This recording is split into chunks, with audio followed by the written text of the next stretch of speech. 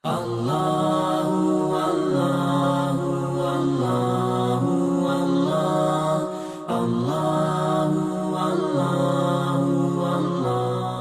اثنين إذ هما في الغار إذ يقول لصاحبه لا تحزن إن الله معنا صدق اللہ العظیم۔ حضرت ابو بکر صدیق رضی اللہ عنہ کی زندگی کا سلسلہ، ان کی تاریخ کا ہم سن رہے ہیں۔ آج ہم گفتگو کریں گے حضرت ابو بکر کے قبول اسلام کے بارے میں۔ حضرت ابو بکر صدیق رضی اللہ عنہ آپ بچپن ہی سے اللہ کے رسول کے ساتھ رہتے تھے، اللہ کے رسول کے دوستوں میں آپ کا شمار تھا، کاروبار میں بھی اللہ کے رسول کے ساتھ آپ تجارت میں بھی مصروف تھے۔ بہرحال ایک قریبی دوست تھے حضرت ابو بکر حضور کے۔ قبول اسلام کے بارے میں حضرت ابو بکر کے مختلف واقعات ہیں، اس میں سے صرف ایک واقعہ میں آپ کے سامنے پیش کرنا چاہتا ہوں۔ اللہ تبارک و تعالی نے اللہ کے رسول پر پہلی وحی اقرأ بسم ربک الذی خلق نازل فرمائی۔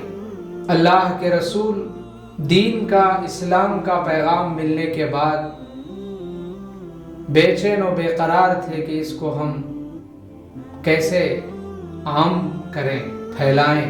جب حضور پر نبوت کی ذمہ داری ڈالی گئی، اس وقت اللہ کے رسول نے سوچا کہ یہ پیغام کوئی رازدار ایک شخص کو سنایا جائے جو اس کو سمجھ سکے اور اس کو قبول کر سکے۔ اسی فکر میں اللہ کے رسول بہت پریشان تھے۔ یہی خیال میں آپ بیٹھے ہیں، اللہ کے رسول کو حضرت ابو بکر صدیق کی یاد آئی کہ ابو بکر میرے قریبی دوست ہیں، چلو ان سے ہماری اس راز کی بات کو ہم سنائیں۔ اللہ کے رسول نے پختہ ارادہ کر لیا، صبح سویرے نکلے حضرت ابو بکر سے ملاقات کے لیے۔ ادھر اللہ کے رسول بے چین ہیں دین کے پیغام کو پہنچانے کے لیے، ادھر حضرت ابو بکر بھی بے قرار ہیں کہ میں جس دین پر چل رہا ہوں، میرے آباء و اجداد کا جو دین ہے وہ فطرت کے عین مخالف ہے، اللہ کو بھی یہ دین پسند نہیں ہے۔ کوئی اچھا دین جس کو ہم لوگوں کے سامنے پیش کریں، یہی فکر میں حضرت ابو بکر بیٹھے ہیں۔ وہ بھی اسی سوچ میں تھے، اور حضرت ابو بکر سوچ رہے ہیں کہ زمین و آسمان کا خالق اللہ ایسی ہماری فطرت کے خلاف جو دین ہے اس کو وہ قبول نہیں کرے گا۔ یہ سوچ کے بعد حضرت ابو بکر نے فیصلہ کیا کہ میں صبح محمد سے جا کر ملوں گا، محمد بن عبداللہ صلی اللہ علیہ وسلم۔ اسی ارادے سے حضرت ابو بکر نکلے۔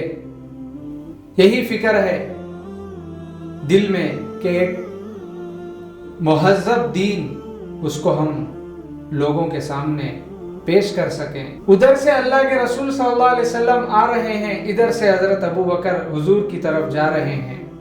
دونوں کی ملاقات ایک درمیان راستے میں ہوئی۔ اللہ کے رسول نے کہا، مجھے آپ سے ایک راز کی بات کرنی ہے، میں ایک بھلائی کے مشورے کے لیے آپ کے پاس آ رہا تھا۔ حضرت ابو بکر نے کہا، میں بھی ایک دینی مہم لے کر آپ کی طرف آ رہا تھا۔ دونوں کی گفتگو چل رہی ہے تو اللہ کے رسول نے کہا، سناؤ کیا بات ہے؟ حضرت ابو بکر نے کہا، شروعات آپ سے ہو تو بہتر ہے۔ اللہ کے رسول صلی اللہ علیہ وسلم نے حضرت ابو بکر کے سامنے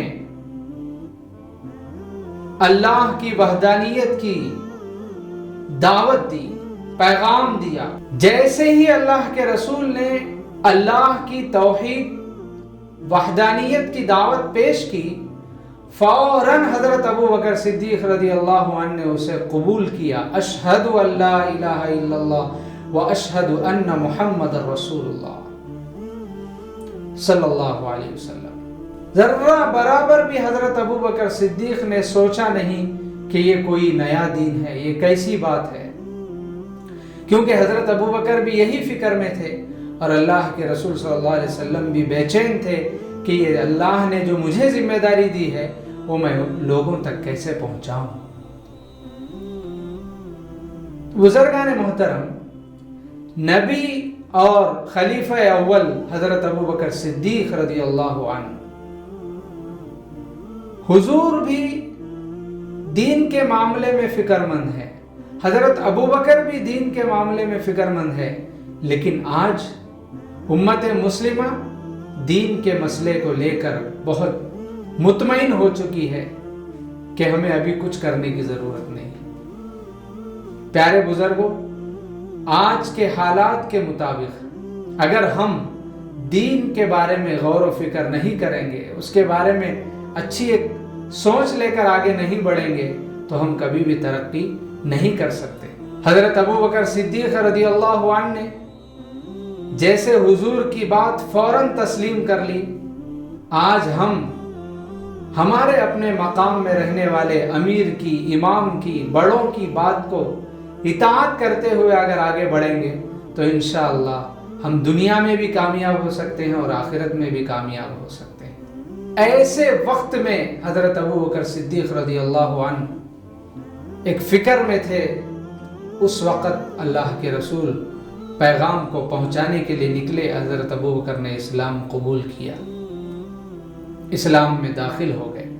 اب حضرت ابو بکر جب اسلام قبول کر لیے ہیں، انہوں نے سب سے پہلا کام یہ کیا، اس نبی کی دعوت کو سب سے پہلے انہوں نے اپنے گھر والوں کے سامنے پیش کیا، دین کی دعوت کو سب سے پہلے اپنے گھر والوں کے سامنے پیش کیا۔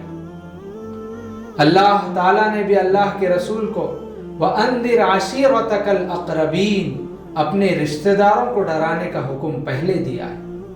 حضرت صدیق اکبر کی بیٹی اسما رضی اللہ عنہا فرماتی ہیں، ہمارے ابا جان جس روز ایمان لائے، گھر آئے، ہم سب کو اسلام کی دعوت دی۔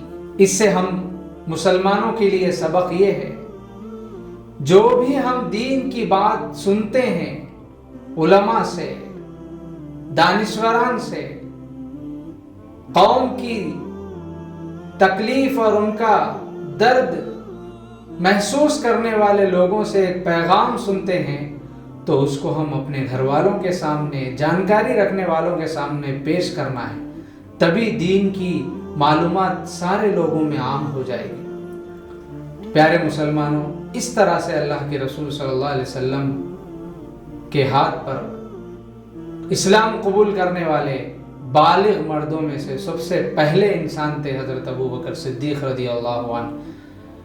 اللہ تعالی ہم کو حضرت ابو بکر صدیق جیسا اطاعت کا جذبہ نصیب فرمائے۔ وآخر دعوانا ان الحمد للہ رب العالمین۔